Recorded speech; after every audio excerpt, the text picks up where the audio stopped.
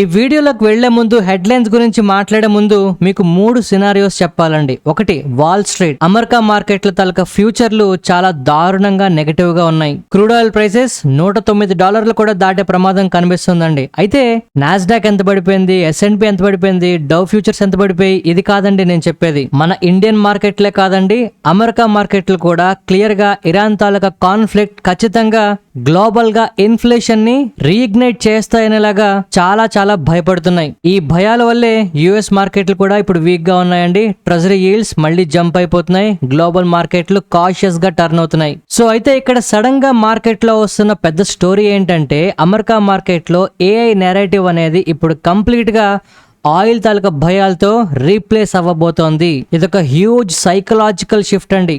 కొన్ని నెలలుగా అమెరికా మార్కెట్లు అవుట్ పర్ఫార్మ్ చేస్తున్నాయి. కారణం ఏంటంటే ఆర్టిఫిషియల్ ఇంటెలిజెన్స్ కి సంబంధించి వస్తున్న ఆప్టిమిజం. కానీ ఇప్పుడు సడన్ గా energy, inflation, geopolitical risk, war ఇలాంటి భయాలు మరింత దారుణంగా ఏఐని కూడా దాటి మార్కెట్లను భయపెడుతున్నాయి. ఇక సెకండ్ విషయం ఏంటంటే, ఇరాన్ దగ్గర నుంచి మనకి 2 ఇంపార్టెంట్ స్టేట్మెంట్స్ అయితే వస్తున్నాయండి. ఫస్ట్ది, న్యూక్లియర్ బాంబుల్ని మేము ఎప్పుడూ కోరుకోలేదంటూ స్ట్రైట్ ఆఫ్ హోర్ముజ్ లో ఒక సేఫ్ పాసేజ్ ని మేము స్టార్ట్ చేస్తామంటూ ఇరాన్ దగ్గర నుంచి ఒక స్టేట్మెంట్ వస్తుంది. ఇక సెకండ్ స్టేట్మెంట్ ఏంటి అంటే, ఇరాన్ వాళ్ళు చెప్పిన దాని ప్రకారం అమెరికా వాళ్ళు సీక్రెట్ గా మళ్ళీ టాక్స్ గురించి మాట్లాడడానికి సుముఖంగా ఉన్నారు అంటే వీళ్ళు అనౌన్స్ చేస్తున్నారండి. మీరు గమనించారో లేదో, అమెరికా మార్కెట్ లో భయాలు క్రియేట్ అవ్వడం ఏంటి, సడన్ గా ఒక్కసారిగా ఇరాన్ దగ్గర నుంచి ఇలాంటి స్టేట్మెంట్స్ రావడం ఏంటి.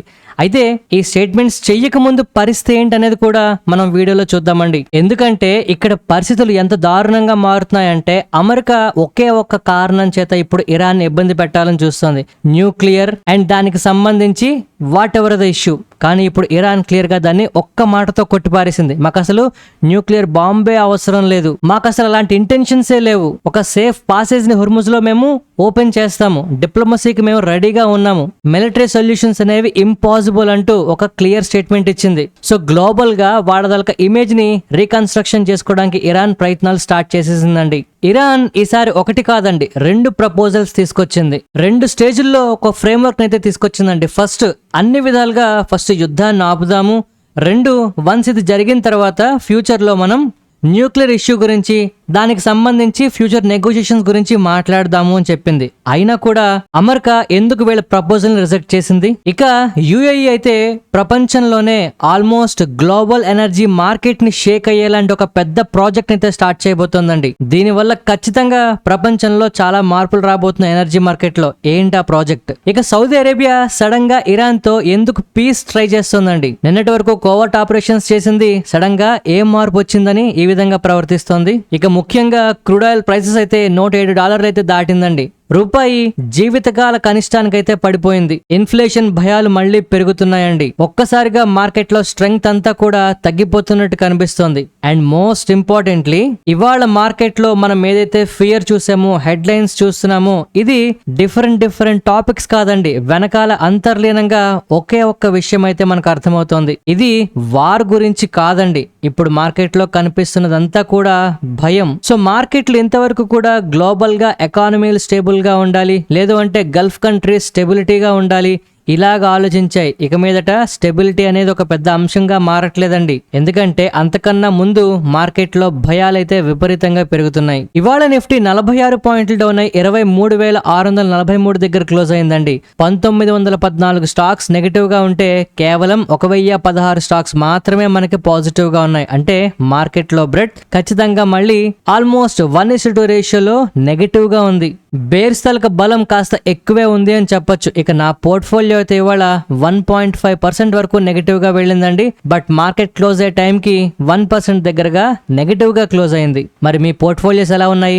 మీ పోర్ట్ఫోలియోస్ లో పెరిగిన స్టాక్స్ ఏవి ఒకసారి కామెంట్ సెక్షన్ లో చెప్పండి. అయితే ఇవాల్టి వీడియోలో నేను ఒక 3-4 స్టాక్స్ గురించి కాస్త ఇంపార్టెంట్ గా మాట్లాడతానండి.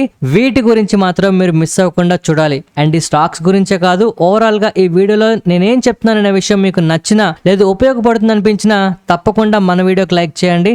మన ఛానల్ కి సబ్స్క్రైబ్ చేయండి. సో గడిచిన కొన్ని రోజులుగా మార్కెట్ లో ఏం జరుగుతుందంటే ఆల్మోస్ట్ అందరూ కూడా ఈ మిడిల్ ఈస్ట్ కాన్ఫ్లిక్ట్ కొంతవరకు తగ్గుతుందని, జియో పొలిటికల్ ఇష్యూస్ కాస్త తగ్గేలా కనిపిస్తున్నాయని అందరూ ఆశపడ్డారండి. ఇది షార్ట్ టైమ్ లో కొంత పానిక్ ని క్రియేట్ చేయొచ్చని, లేదు అంటే టెంపరీగా వార్ కాస్త ఎస్కలేట్ అవ్వచ్చని అనుకున్నాం. కానీ స్లోగా ఇది ఏం జరుగుతుందంటే కొంచెం పెద్ద ఇష్యూగా మారబోతోంది. ఎందుకంటే నిన్న మొన్నటి వరకు స్టెబిలిటీ వస్తే చాలు అనుకునే పరిస్థితులు ఇప్పుడు అలా లేవండి, కంప్లీట్ గా చేంజ్ అయిపోతున్నాయి. ఎంత దూరమైనా వెళ్ళొచ్చు, ఎంత కాలమైనా పట్ని, మేం మాత్రం ఒక్కడు కూడా వెనక్కేమనేలాగా మాటలు వినిపిస్తున్నాయి. సో సడన్ గా మార్కెట్ లో ఒక్కసారిగా గడిచిన 3 రోజుల్లో ఎందుకు భయాలు వచ్చాయి, మార్కెట్ లో ఏం జరుగుతుందో ఒక్క నిమిషంలో చెప్తాను చూడండి. ఇరాన్ తాలూకా 2 స్టేజ్ ఫ్రేమ్ వర్క్ ని అమెరికా మళ్ళీ రిజెక్ట్ చేసిందండి. అందులో క్లియర్ గా ఫస్ట్ యుద్ధం ఆపుదాము, తర్వాత మనం మాట్లాడుకుందాము అని ఇరాన్ క్లియర్ గా చెప్పినా కూడా అమెరికా మొండిగా ఒకే వాదనకైతే వస్తుంది. ఫస్ట్ మీరైతే ఈ న్యూక్లియర్ అంబిషన్స్ కంప్లీట్ గా వదిలేస్తున్నాము అని చెప్పండి,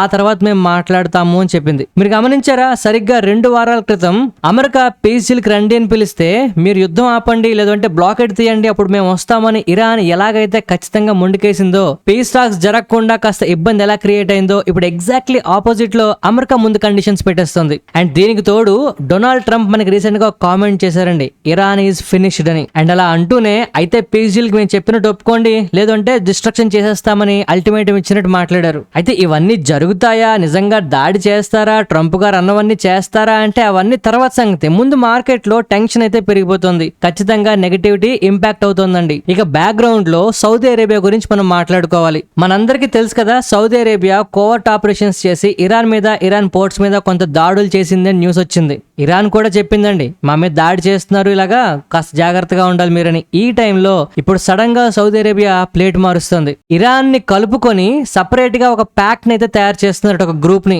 రీజియల్ నాన్ అగ్రెషన్ ప్యాక్ట్ అయితే వీళ్ళు తీసుకొస్తున్నారట. ఇది పాజిటివ్ గా తీసుకోవాలా లేదు అంటే ఇరాన్ ని వాళ్ళ ఈగోని ఇబ్బంది పెట్టేలాగా వీళ్ళు ప్రవర్తిస్తున్నారో అర్థం కావట్లేదు. ఎందుకంటే ఇరాన్ తాలూకా చర్యల్ని ఆల్మోస్ట్ అన్ని గల్ఫ్ దేశాలు ఎంతవరకు కాస్త వ్యతిరేకిస్తూ వచ్చాయండి. ఒక థ్రెట్ కింద అయితే చూసే ఇరాన్ ఎప్పుడు కూడా. అందుకే వీళ్ళు కోవర్ట్ ఆపరేషన్స్ చేయడం కానీ, అటాక్స్ చేయడం కానీ చేశారు అమెరికాతో కలిపి. కానీ ఇప్పుడు సడన్ గా ఏమవుతుంది, ఇరాన్ ని కూడా భాగం చేస్తూ ఒక కొత్త ఫ్రేమ్ వర్క్ అయితే తీసుకొస్తున్నారట. ఇప్పుడు ఇరాన్ ని కనుక మనం ఇలాగే దూరంగా పెడితే ఓవరాల్ గా పరిస్థితులు కంప్లీట్ గా తారుమారు అవుతాయని, ఇబ్బందులు ఎక్కువ రోజులు ప్రొలాంగ్ అయిపోతాయని, ఇది ఎకానమీస్ కి మంచిది కాదని సౌదీ అరేబియా ఇప్పుడు ఇలా చేస్తుందట. ఇప్పుడు మీరే ఆలోచించండి, ఇప్పుడు ఇరాన్ దీన్ని ఎలా తీసుకుంటుంది, పాజిటివ్ గా తీసుకుంటుందా లేదు అంటే రచ్చగొట్టే విధంగా ఉందని చెప్పి మాట్లాడుతుందా, ఇది కూడా ఇంపార్టెంటే. ఇది మనం చెప్పలేమండి. ఇది సౌదీ అరేబియా మంచి ఉద్దేశంతో చేసినా కూడా ఇరాన్ ఎలా రియాక్ట్ అవుతుందో మనం చెప్పలేం. ఎందుకంటే మరో పక్క నుంచి యుఏఈ వెనకాల గోతులు తవ్వుతుంది. కాకపోతే ఈసారి యుఏఈ వాళ్ళు చెప్తున్న విషయం వింటే ఖచ్చితంగా ప్రపంచమంతా కూడా అబ్బో అన్నట్టు చూస్తుంది. కానీ ఇరాన్ మాత్రం ఖచ్చితంగా వీళ్ళెందుకు ఇలా చేస్తున్నారు, మమ్మల్ని అవాయిడ్ ఎందుకు చేస్తున్నట్టు మాట్లాడుతుంది. కారణం ఏంటంటే వీళ్ళు ఒక కొత్త పైప్ లైన్ అయితే డిజైన్ చేయబోతున్నారండి. ఇది కంప్లీట్ గా స్ట్రైట్ ఆఫ్ హోర్ముజ్ ని బైపాస్ చేయడానికి అని చెప్తున్నారు. ఇది ప్రపంచంలో ఆయిల్ మార్కెట్ ని ఖచ్చితంగా ఇంపాక్ట్ చేస్తుంది. One of the most important stories కింద అయితే అవుతుందండి గ్లోబల్ ఎనర్జీ మార్కెట్ లో. ఇప్పుడు స్ట్రైట్ ఆఫ్ హోర్ముజ్ వల్లే కదా ఆల్మోస్ట్ ఇరాన్ ఇప్పుడు ఇంత కఠినంగా అమెరికా మీద వ్యవహరించగలుగుతుంది. ఇప్పుడు అదే స్ట్రైట్ ఆఫ్ హోర్ముజ్ ని బైపాస్ చేయగలిగితే ఏ కంట్రీ ముందుకొచ్చినా మిగిలిన దేశాలు సపోర్ట్ చేయడానికి అవకాశం ఉంటుంది, ఈ విషయం కనుక సద్దుమణగకపోతే. సో ఇక్కడ పరిస్థితి మారుతుందంటే అటు ఇరాన్ మీద గానీ లేదు అంటే ఇరాన్ కి మిగిలిన గల్ఫ్ దేశాలకి మధ్యలో నమ్మకం కుదరట్లేదు. అండ్ ఈ నమ్మకం అనేది అటు ఇరాన్ కి చైనాకి గానీ, ఇరాన్ కి అమెరికాకి గానీ, అమెరికాకి చైనాకి గానీ, మధ్యలో ఉన్న పాకిస్తాన్, ఆ పక్కనే అసలైన కారణమైన ఇజ్రాయెల్, వీళ్ళల్లో ఎవరి మీద ఎవరికి ఏకాభిప్రాయం కుదరట్లేదు. So entire global energy market తాలూకా సైకాలజీ ఇప్పుడు పూర్తిగా రీసెట్ అయ్యే అవకాశం మనకు కనిపిస్తుందండి. అయితే ఇవన్నీ కూడా మార్కెట్ లో పాజిటివ్ గా తీసుకోవడానికి అవకాశం ఉన్నప్పటికీ ప్రస్తుతానికి ప్రాఫిట్ బుకింగ్స్ అవ్వచ్చు, లేదు అంటే గ్లోబల్ గా ఉన్న భయాలు అవ్వచ్చు, ఇవన్నీ కూడా మార్కెట్లు పడేలా చేస్తున్నాయి. అండ్ ఇంకా చెప్పాలి అంటే మన మార్కెట్లు మాత్రమే కాస్త బాగా నెగిటివ్ గా ఉన్నాయండి. ఇవాళ పొద్దున్న నేషన్ మార్కెట్లు అవ్వచ్చు, నిన్న గ్లోబల్ మార్కెట్లు అవ్వచ్చు, మన మార్కెట్లు అంత నెగిటివ్ గా లేవు. అయితే మన మార్కెట్లోనే ఎందుకు ఇంత భయం కనిపిస్తుందనే ప్రశ్న మనందరికీ కూడా పిండేస్తుందండి. కారణం ఏంటి అంటే ఆయిల్ ప్రైసెస్ పెరిగిపోతున్నాయి. క్రూడ్ $107 దాటిపోయిందండి. షిప్పింగ్ తలకు రూట్స్ డిస్రప్ట్ అయిపోతున్నాయి. సప్లై చైన్ అనేది పెద్ద కన్సర్న్ గా మారబోతుంది మళ్ళీ. అండ్ సడన్ గా ఈ విధంగా ఆయిల్ పెరగడం ఏంటి అంటే, ఇంతవరకు మన ఆయిల్ కంపెనీస్ గానీ మన గవర్నమెంట్ కంపెనీస్ గానీ కాస్త బానే అబ్జార్బ్ చేసేయండి. ఇక మీదట రేట్లు పెంచే టైం వచ్చేసింది అంటే ఖచ్చితంగా ఇన్ఫ్లేషన్ పెరిగిపోతుంది. ఇన్ఫ్లేషన్ పెరిగింది అంటే వడ్డీ రేట్లు తగ్గడానికి బదులు బ్యాంకులు తిరిగి పెంచాల్సిన పరిస్థితి వస్తుందండి. ఇది ఆల్మోస్ట్ 100% జరిగేలా కనిపిస్తోందనే భయాలు మార్కెట్ లో, ఎస్పెషల్లీ మన ఇండియన్ మార్కెట్ లో బాగా కనిపిస్తున్నాయి. సో మల్టిపుల్ ఎకనామిక్ ప్రెషర్స్ అనేవి మనకు ఒక్కసారిగా ట్రిగ్గర్ అయ్యాయండి మన ఇండియాలో. దేనివల్ల? రూపాయి స్టెబిలిటీ లేకపోవడం వల్ల, అంటే కంటిన్యూస్ గా కింద పడుతోంది, జీవితకాల కనిష్టానికి పడిపోయిందండి. ఇదే టైంలో క్రూడ్ చాలా స్పీడ్ గా పెరిగిపోతుంది. అండ్ ఫర్దర్ గా మన ఇండియాలో గవర్నమెంటే క్లియర్ గా ఆయిల్ రేట్లు పెంచడానికి రెడీ అవుతుంది. ఇది కనుక జరిగితే ఇన్ఫ్లేషన్ పెరిగిపోతుంది, బ్యాంక్ వడ్డీ రేట్లు మళ్ళీ పెరిగిపోతాయి. అండ్ ఇది జరిగితే చాలండి, ఆల్మోస్ట్ స్టాక్ మార్కెట్ ఒక్కటే కాదు, మన ఇంట్లో వంటింట్లో ఉండే సామాన్ల దగ్గర నుంచి ప్రపంచంలో అన్ని విషయాలు కూడా ఇంపాక్ట్ అయ్యే విషయం అండి ఇది. సో అందువల్లే మన మార్కెట్ లో కాస్త భయం ఎక్కువ కనిపిస్తుంది. సో గడిచిన నెలలో మనకి మంచి రికవరీ వచ్చింది అని సంతోషపడ్డామా? ఆ రికవరీ మొత్తం ప్రాఫిట్ బుకింగ్ రూపంలో మళ్ళీ కిందకైతే పోతుందండి. మెటల్ స్టాక్స్ మనకి నిన్న మొన్న కొంత స్ట్రాంగ్ గా కనబడినా మళ్ళీ కాస్త వీక్ అవుతున్నాయి. సిల్వర్ ప్రైసెస్ ఈజీగా కరెక్ట్ అవుతున్నాయండి. హిందుస్థాన్ జింక్ డౌన్ అయిపోతుంది. గోల్డ్ ఈటీఎఫ్లు కూడా మళ్ళీ పడుతున్నాయి. సో గ్లోబల్ గా, మన ఇండియా గురించి కాదండి, గ్లోబల్ గానే ఒక ఇన్స్టెబిలిటీ ఏదో వచ్చేస్తుంది. Oil pressure, inflation fears, currency weakness, high interest రేట్లు, మార్కెట్ ఏమో స్ట్రెస్ అయిపోవడం, ఇవన్నీ ప్రధాన కారణాలండి మార్కెట్లు నెగిటివ్ గా ఉండడానికే కాదు, మార్కెట్ లో భయాలు పెరిగిపోవడానికి. అండ్ వీటన్నిటికి తోడు ఇప్పుడు చైనాలో అటు ట్రంప్ గారు, జిన్పింగ్ గారు మీటింగ్ అయితే జరుగుతుంది. అవునా అండి? ఒక రోజు కంప్లీట్ అయింది. ఇందులో వస్తున్న స్టేట్మెంట్స్ చూసారా? అమెరికా ఎకనామిక్ పరంగా దిగజారిపోతున్న దేశం అంటూ జిన్పింగ్ గారు కామెంట్ చేస్తే దాన్ని ట్రంప్ గారు సమర్థించుకోవాల్సి వచ్చిన పరిస్థితి. అవును, గడిచిన 4 సంవత్సరాల్లో జో బైడెన్ గారి వల్ల కంప్లీట్ గా ఇలా అయిపోయింది మా పరిస్థితిని ఒప్పుకుంటున్నారు ఆయన. సో ఇప్పుడు అమెరికా పరిస్థితి ఎలా ఉంది అంటే, చైనా 4 మాటలన్నా సరే పడాల్సిన పరిస్థితి కనిపిస్తుంది. ఎందుకంటే చైనా వల్లైనా కనీసం మిడిల్ ఈస్ట్ లో, ఎస్పెషల్లీ ఇరాన్ ని కొంతవరకు వాళ్ళు కంట్రోల్ చేయడానికి అవకాశం ఉంటుంది. ఈ టైంలో చైనాతో పొత్తుగానే వ్యవహరించాలి తప్పితే చైనాకి ఎదురుగా వెళ్ళడానికి అమెరికాకి అవకాశం లేదు. అంటే ఖచ్చితంగా చైనా చెయ్యే పైన ఉన్నది. ఇప్పుడు అమెరికా ఓ పక్క మిడిల్ ఈస్ట్ ను లాస్ అయిపోతుంది, మరో పక్క సొంత దేశంలో ప్రజల పక్క వ్యతిరేకత వచ్చేస్తుంది, మరో పక్క ట్రేడ్, అందరూ కూడా వేరు దేశాల కరెన్సీలు వాడేసుకుంటున్నారు, ఓ పక్క ట్రంప్ గారు గవర్నమెంట్ కే వ్యతిరేకత వచ్చేస్తుంది. సో గ్లోబల్ గా సిచ్యువేషన్స్ అనేవి చాలా స్పీడ్ గా మారుతున్నాయండి. Crude, currencies, metals, inflation, equities, bonds, politics, ఒకటి కాదు రెండు కాదు, అన్ని కూడా ఏదో ఒక కన్ఫ్యూజన్ స్టేజ్ లోనే కనిపిస్తున్నాయి ఇప్పుడు. అందువల్లే మార్కెట్లో కాస్త భయం ఎక్కువ అవుతోంది. వీటిల్లో దేనికి కూడా వన్ షాట్ ఆన్సర్ రావాలి అంటే ఒక్కసారిగా రాత్రికి రాత్రి ట్రంప్, ఇరాను, చైనా, ఇజ్రాయెల్ అందరూ కూడా ఈ యుద్ధం ఎక్కడితో ఆపేస్తున్నాము, స్ట్రైట్ ఆఫ్ హార్మోజ్ స్టార్ట్ చేసేస్తున్నాం అంటే తప్పితే మనకి సొల్యూషన్ అయితే లేదండి. సో గ్లోబల్ గా కాన్ఫిడెన్స్ తగ్గిపోతుంది, ఒకరి మీద ఒకరికి నమ్మకాలు అయితే కుదరట్లేదు. ఈ లోపు ఎకానమీలన్నీ కూడా కాస్త ఇబ్బందికర పరిస్థితుల్లోకి అయితే వెళ్ళిపోతున్నాయి. బట్ ఇలాంటి టైముల్లో కూడా మనం ఇన్వెస్ట్మెంట్ చేయడానికైనా లేదు ఫ్యూచర్ గురించి ఆలోచించడానికైనా కాస్త ప్రామిసింగ్ గా కనిపిస్తున్న స్టాక్స్ ఏవి? అలాగే ఇప్పుడున్న పరిస్థితుల్లో కొన్ని స్టాక్స్ బాగా పడిపోతున్నాయండి. వీటిని కొంతవరకైనా మనం అవాయిడ్ చేయడం బెటర్ ఏమో అనిపించే స్టాక్స్ కొన్ని ఉన్నాయి. అలాంటి స్టాక్స్ ఏవి? వీటి గురించి మాట్లాడుతూ ఫైనల్ గా నిఫ్టీ గురించి ఒక ఇంపార్టెంట్ అప్డేట్ అయితే ఇస్తాను. సో ఇవాళ మనం మాట్లాడుతున్న మొట్టమొదటి స్టాక్ షీలా ఫోమ్ అండి. ఇవాళ 10% ఏవో మనకి పెరుగుతుండటం గమనించాం ఇంట్రాడే సెషన్స్ లో. కారణం ఏంటంటే వీళ్ళ తలక నెట్ ప్రాఫిట్స్ 7 రెట్లు మనకు పెరగడం జరిగిందండి. కుర్లాన్ అనే సంస్థను వీళ్ళు ఎక్వైర్ చేయడం జరిగింది. రెవెన్యూస్ కూడా 17.4% పెరగడం జరిగింది. స్పానిష్, ఆస్ట్రేలియా అలాగే ఇండియన్ మార్కెట్స్ లో క్లియర్ గా గ్రోత్ అయితే కనిపిస్తుందట. గ్రోత్ పరంగా రిమైనింగ్ స్టాక్స్ కన్నా కాస్త బాగా పర్ఫార్మ్ చేస్తూ, వాల్యుయేషన్స్ పరంగా రిమైనింగ్ స్టాక్స్ కన్నా కాస్త తక్కువ వాల్యుయేషన్స్ లో దొరుకుతూ, అండ్ మోస్ట్ ఇంపార్టెంట్లీ ఇవాళ హైయెస్ట్ ఎవర్ వాల్యూమ్స్ తో ఈ స్టాక్ అయితే ట్రేడ్ అవుతుందండి. ఖచ్చితంగా ఈ స్టాక్ ని మనం ఫాలో అప్ చేయాలి. ఈ కంపెనీ ఇచ్చిన రిజల్ట్స్ చాలా పాజిటివ్ రిజల్ట్స్ అండి. నెక్స్ట్ మనం నజారా టెక్నాలజీస్ గురించి మాట్లాడుకోవాలండి. ఇవాళ ఈ స్టాక్ బాగా పెరగడానికి గల కారణం కన్నా ఓవరాల్ గా ఈ స్టాక్ లో ఏం జరుగుతుందనే విషయం మనకు తెలియాలండి. మనందరికీ తెలుసు జెరోదా తలక కో-ఫౌండర్ నిఖిల్ కామత్ ఈ కంపెనీలో కొంతవరకు వాటాలు పెంచుకోవడం జరుగుతుందండి. ఆయనకి ఇంతకు ముందు కూడా వాటాలు ఉన్నాయి, ఇప్పుడు ఇంకా పెట్టుబడులు అయితే పెడుతున్నారు. ఇవాళ 16% అబోవ్ మనకి పెరగడానికి గల కారణం ఇంట్రాడే సెషన్స్ లో ప్రధానంగా చెప్పుకోవాల్సింది ఇదే రీజన్. 486 కోట్లండి. రఫ్ గా అంచనాగా మాట్లాడుకుంటే 500 కోట్ల worth of transaction black deal అయితే జరిగింది. అయితే ఈ బ్లాక్ డీల్ ఒక్కటి జరగడం వల్లే మనకి ఇంత పెద్ద మూవ్ వచ్చిందా అంటే కాదండి. అండర్లయింగ్ ఈ కంపెనీలో స్ట్రక్చరల్ చేంజెస్ అయితే రాబోతున్నాయి. ఎస్పెషల్లీ ఈ కంపెనీలో రీసెంట్ టైమ్స్ లో నమోదైన వాల్యూమ్స్ కంపెనీ తలక హిస్టరీలోనే టాప్ 5 ట్రాన్సాక్షన్స్ లో ఉంటుందండి. సో అందువల్ల ఖచ్చితంగా దీంట్లో ఫర్దర్ గా వచ్చే ప్రైస్ యాక్షన్ అవ్వచ్చు, లేదు అంటే ఆపర్చునిటీస్ అవ్వచ్చు, కంపెనీకి సంబంధించి బిజినెస్ అప్డేట్స్ అవ్వచ్చు, మనం ఫాలో అప్ చేయాల్సిన పరిస్థితి కనిపిస్తుంది. నెక్స్ట్ మనం టీడీ పవర్ సిస్టమ్స్ గురించి మాట్లాడుకోవాలండి. మీకు గుర్తుందా, డేటా సెంటర్ కి సంబంధించి, డిఫెన్స్ కి సంబంధించి, పవర్ కి సంబంధించి ఇలాంటి పెద్ద పెద్ద సెక్టార్లో ఉన్న ఏకైక నమ్మకమైన కంపెనీగా టీడీ పవర్ సిస్టమ్ ఉంది అని చెప్పి మనం మాట్లాడుకున్నాం. ఇవాళ ఈ స్టాక్ 10% పెరిగిందండి. కానీ అంతకన్నా ముందు ఫస్ట్ నెగటివ్ గా వచ్చిన రిజల్ట్స్ గురించి రియాక్ట్ అయింది. ఈ కంపెనీ తలక ఎబిడ్డా మార్జిన్స్ 238 బేస్ పాయింట్లు కాంట్రాక్ట్ అయితే అవడం జరిగింది. రా మెటీరియల్ కాస్ట్లు పెరిగిపోవడం వల్ల, ఎంప్లాయీ బెనిఫిట్స్ ఎక్కువ అవడం వల్ల మార్జిన్స్ పడిపోవడం అనేది కాస్త నెగటివ్ విషయమే. అయితే మళ్ళీ స్టాక్ లో రికవరీ అయితే కనబడిందండి. కారణం ఏంటి అంటే రెవెన్యూస్ 66% అయితే పెరిగింది. అండ్ ఫర్దర్ గా 2-for-1 స్టాక్ స్ప్లిట్ కూడా మనకి జరగబోతోందండి. అండ్ ఈ స్టాక్ లో ఎవరైనా డైలీ చార్ట్ ఓపెన్ చేసి చూస్తే ఇదేంటండి బాబు ఇలా పెరిగిపోతుంది అంటారు. ఒకవేళ స్టాక్ స్ప్లిట్ జరిగిన తర్వాత కొన్ని రోజులు మనకి స్తబ్దుగా ఉంటుందండి. చాలా స్టాక్స్ లో మనం అబ్జర్వ్ చేసాం. అదే కనుక జరిగితే రెండో మామిడి పళ్ళ సీజన్ కి మనం రెడీ అవ్వాల్సిందే. మరి నెక్స్ట్ మనం JSW స్టీల్ గురించి మాట్లాడుకోవాలండి. ఫస్ట్ ఈ కంపెనీ నుంచి వస్తున్న న్యూస్ గమనించండి. వీళ్ళ తలక నెట్ ప్రాఫిట్స్ ఆల్మోస్ట్ 11 టైమ్స్ పెరగడం జరిగిందండి. 16,370 కోట్ల లాభాన్ని ప్రకటించారు. అంతేకాదండి 14,000 కోట్ల ఫండ్ రైజింగ్ కూడా చేస్తున్నారండి. అయినా కూడా ఈ కంపెనీ ఇవాళ మనకి కాస్త నెగటివ్ గా ట్రేడ్ అవుతుంది. కారణం ఏంటంటే చూడండి, మార్కెట్ లో న్యూస్ ఎలాగ ట్విస్ట్ అయ్యి మనకు వస్తుందో. ఫస్ట్ వీళ్ళకి ఒక 1 టైం గెయిన్ అయితే వచ్చిందట, 17,888 కోట్లు.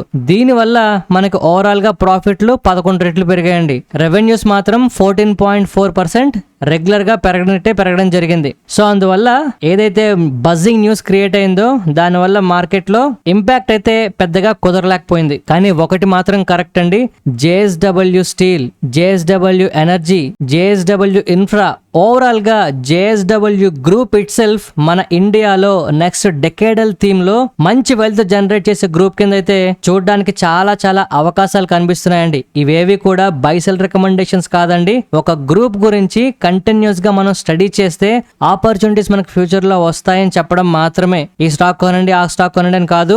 ఎంటైర్ సినారియో మనకి చాలా చాలా పాజిటివ్ గా మారడానికి అవకాశం ఉందండి. జస్ట్ ఫాలో అప్ చేయండి. నెక్స్ట్ మనం డేటా ప్యాటర్న్స్ గురించి మాట్లాడుకోవాలి. ఇవాళ ఈ స్టాక్ 3% దగ్గరగా కింద పడిందండి. కారణం ఏంటంటే మేనేజ్మెంట్ వాళ్ళు ఇంతకు ముందు 56% ఎబిడ్డా మార్జిన్స్ ఉంటాయని చెప్పారండి. కానీ ఇప్పుడు ఫర్దర్ గా 35 నుంచి 40% మాత్రమే మార్జిన్స్ ఉంటాయని చెప్తున్నారు. సో మార్జిన్స్ ఒక్కసారిగా ఇంత డ్రాస్టిక్ చేంజ్, అది కూడా తక్కువైపోవడం వల్ల కంపెనీ స్టాక్ అయితే నెగిటివ్ గా మనకి రియాక్ట్ అవుతుంది. అండ్ బ్రోకరేజ్ సంస్థలు కూడా ప్రస్తుతానికి, ఈ మాట జాగ్రత్తగా వినాలండి, ప్రస్తుతానికి ఈ కంపెనీ తలక స్టాక్ ప్రైస్ కి న్యూట్రల్ రేటింగ్ అయితే ఇస్తున్నారు. సో గడిచిన 1 year లో కాస్త రన్అప్ అయితే బాగానే కనిపించింది కనుక ఇప్పుడు వస్తున్న న్యూస్ వల్ల కాస్త కరెక్షన్ వస్తే ఫర్దర్ గా ఫ్యూచర్ లో ఆపర్చునిటీస్ మనకి క్రియేట్ అవ్వచ్చు. నెక్స్ట్ మనం వెల్స్పన్ కార్ప్ గురించి మాట్లాడుకోవాలండి. మీలో ఎంతమంది ఈ స్టాక్ ని ట్రాక్ చేస్తున్నారో నాకు తెలీదు. నాకు అవకాశం ఉన్నప్పుడల్లా, మార్కెట్ లో న్యూస్ వచ్చినప్పుడల్లా ఇలాంటి స్టాక్స్ ని ట్రాక్ చేయాలని చెప్తూనే వచ్చానండి. అయితే ఇవాళ ఈ స్టాక్ ఆల్ టైమ్ హైస్ ని టచ్ చేసింది. క్లోజింగ్ అయితే మనకి కాస్త నెగిటివ్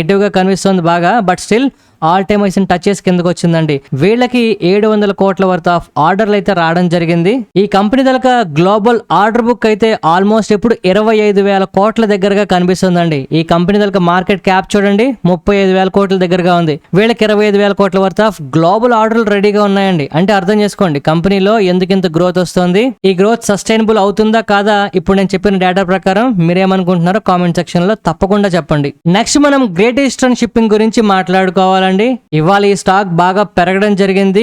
వీళ్ళ తలక నెట్ ప్రాఫిట్స్ ఆల్మోస్ట్ 3 టైమ్స్ పెరగడం జరిగిందండి. రెవెన్యూస్ కూడా 35% మనకు పెరగడం జరిగింది. రీసెంట్ గా వీళ్ళ తలక ఫ్లీట్ ని బాగా ఉపయోగించడం గానీ, చార్టర్ రేట్స్ పెరగడం గానీ, కరెన్సీ ఫ్లక్చుయేషన్స్ వీళ్ళకి కలిసి రావడం గానీ ప్రధాన కారణాలుగా చెప్తున్నారండి పాజిటివిటీకి. అయితే రిటర్న్ ఆన్ ఈక్విటీని ఒక పారామీటర్ గా తీసుకుంటే ఆ రిటర్న్ ఆన్ ఈక్విటీ బాగున్న కంపెనీస్ లో అఫోర్డబుల్ స్టాక్ కింద జీఈ షిప్పింగ్ అయితే మనకి కనిపిస్తుంది. సో దీని తలక ప్రైస్ యాక్షన్ ని మనం దృష్టిలో ఉంచుకొని ఫర్దర్ గా ఆపర్చునిటీస్ కోసం మనం చూడాలండి ఫ్యూచర్ లో. ఓకేనా.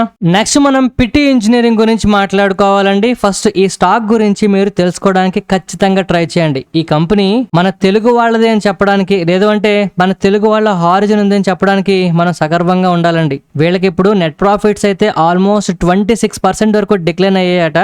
బట్ రెవెన్యూస్ మాత్రం 7% దగ్గరగా పెరగడం జరిగింది. అయితే ఈ ప్రాఫిట్లు తగ్గిపోవడం గల ప్రధాన కారణం ఏంటి అంటే ఎంప్లాయీ బెనిఫిట్స్, మెటీరియల్ కాస్ట్లు బాగా ఉన్నాయటండి. బిజినెస్ లో ప్రాబ్లం లేదని చెప్తున్నారు. అండ్ మోస్ట్ ఇంపార్టెంట్లీ 290 కోట్ల క్యాపెక్స్ ప్లాన్స్ కూడా చేస్తున్నారండి. ఇది తెలంగాణలోనే స్టార్ట్ చేస్తున్నారు. సో ఈ కంపెనీ తాలూకా ప్రైస్ యాక్షన్ దృష్టిలో ఉంచుకోండి.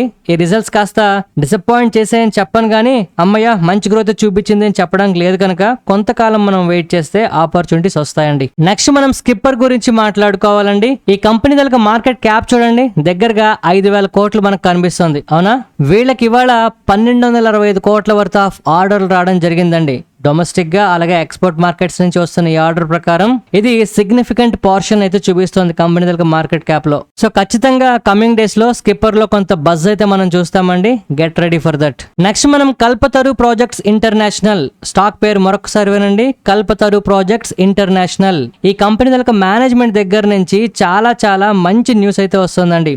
FY27 లో రెవెన్యూ గైడెన్స్ 15% గ్రోత్ ఉంటుంది అని చెప్పారు. అలాగే ఓవరాల్ గా 30,000 కోట్ల ఆర్డర్ ఇన్ఫ్లో ఉంటుంది అని చెప్పారండి. అంటే ఖచ్చితంగా అక్రాస్ సెగ్మెంట్ లో కంపెనీకి సంబంధించి చాలా మేజర్ గ్రోత్ చూస్తాము అని చెప్తున్నారు వీళ్ళు చెప్పింది ఒకసారి మనం వెరిఫై చేద్దామండి. కంపెనీ దగ్గర మార్కెట్ క్యాప్ ఎంత ఉంది? 21,000 కోట్లు. కానీ వీళ్ళ దగ్గర ఆర్డర్ ఇన్ఫ్లో ఎంత అని చెప్తున్నారు? 30,000 కోట్లు. అంటే ఆల్మోస్ట్ ఎంత కంపెనీ ఉందో అంతకన్నా మరొక 20% 30% ఎక్కువే ఆర్డర్ బుక్ అయితే వీళ్ళకి రాబోతోంది. ఇది ఎప్పుడండి? FY27. అయితే వీళ్ళు 2027కి ఆల్మోస్ట్ 15% గ్రోత్ అయితే నమోదు చేస్తాం సేల్స్ లో అని చెప్తున్నారండి. అయితే 2026లో వస్తున్న సేల్స్ కి ఇది కొంచెం తక్కువ, బట్ ప్రీవియస్ ఎవరితో కంపేర్ చేస్తే పర్వాలేదు అనిపిస్తుందండి. సో అందువల్ల ఏంటి అంటే వీళ్ళ sales growth or revenue growth 15% కన్నా ఎక్కువ ఉంటే మార్కెట్లు బాగానే తీసుకుంటాయండి. బట్ 15% కన్నా తక్కువ ఉంటే మాత్రం నెగటివ్ గా తీసుకుంటాయి. సో క్లియర్ గా రేపు పొద్దున స్టాక్ పడిపోతుంది అంటే దానికి గల ప్రధాన కారణం కంపెనీ వాళ్ళు చెప్తున్న ఈ గైడెన్స్ కూడా ఒక కారణం అవుతుందండి. ఖచ్చితంగా దీన్ని మనం ట్రాక్ చేద్దాం. ఇక నెక్స్ట్ మనం నిఫ్టీ 50 గురించి మాట్లాడుకోవాలండి.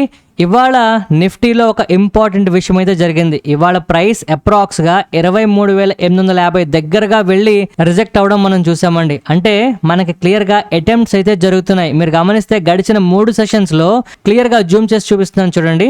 ప్రతిసారి కూడా హయ్యర్ కి వెళ్ళడం, అటెంప్ట్ అవడం, తిరిగి అది ప్రాఫిట్ బుకింగ్స్ ద్వారా లేదా రిజెక్షన్ ద్వారా వెనక్కి రావడం జరుగుతుంది. ఇవాళ ఆ రిజెక్షన్ కాస్త ఎక్కువగా అవుతూ నెగిటివ్ గా క్లోజ్ అయిందండి. ఇది మనం ప్రీవియస్ గా చూడలేదు 2 సెషన్స్ లో. ఇవాళ మాత్రం క్లోజింగ్ కూడా నెగిటివ్ గానే జరిగింది. ఇది మనం కాస్త డీప్ గా తీసుకోవాల్సిన విషయం అండి. మార్కెట్లో ఒకవేళ గ్లోబల్ గా పరిస్థితులు సద్దుమణగకపోతే ఇవాల్టి క్లోజింగ్ అనేది మనకి మేజర్ రెసిస్టెన్స్ కింద ఫ్యూచర్లో మారిపోవచ్చు. ఈ పాయింట్ చాలా జాగ్రత్తగా గుర్తుపెట్టుకోండి. 23,650 నుంచి 23,850 ఒక మేజర్ జోన్ కింద మనకి కన్వర్ట్ అయ్యే అవకాశం ఫ్యూచర్లో ఉంటుందండి. ఎప్పుడు ఫర్దర్ గా మనకి ప్రైస్ ఈ లెవెల్ కిందన ఉండిపోయినా, లేదు గ్లోబల్ గా మార్కెట్లు మరి కాస్త ఇబ్బంది పడుతున్నా, సో అందువల్ల ప్రైస్ ఎట్టి పరిస్థితుల్లోనూ ఈ లెవెల్ మీద ఉండేలాగా మనం అయితే దేవుని కోరుకోవాలేమో. ఎందుకంటే అలాంటి పరిస్థితులు రాకూడదండి. ఖచ్చితంగా ఏదో ఒక రిజల్యూషన్ వీకెండ్ లో రావాలని ఆశిద్దాం. అండ్ ఈ నిఫ్టీకి సంబంధించి, మార్కెట్లకు సంబంధించి ఇంకేదైనా మేజర్ అప్డేట్ ఉంటే వీకెండ్ లో ఖచ్చితంగా మాట్లాడదామండి. ఇవాళ వీడియో నచ్చితే తప్పకుండా లైక్ చేయండి. ఎవరికైనా ఉపయోగపడుతుందంటే మీ ఫ్రెండ్స్ అండ్ కొలీగ్స్ అందరికీ షేర్ చేయండి. ఈ హెల్ప్ చేస్తారని ఆశిస్తూ మరొక మంచి వీడియోతో కలుద్దామండి. ధన్యవాదాలు.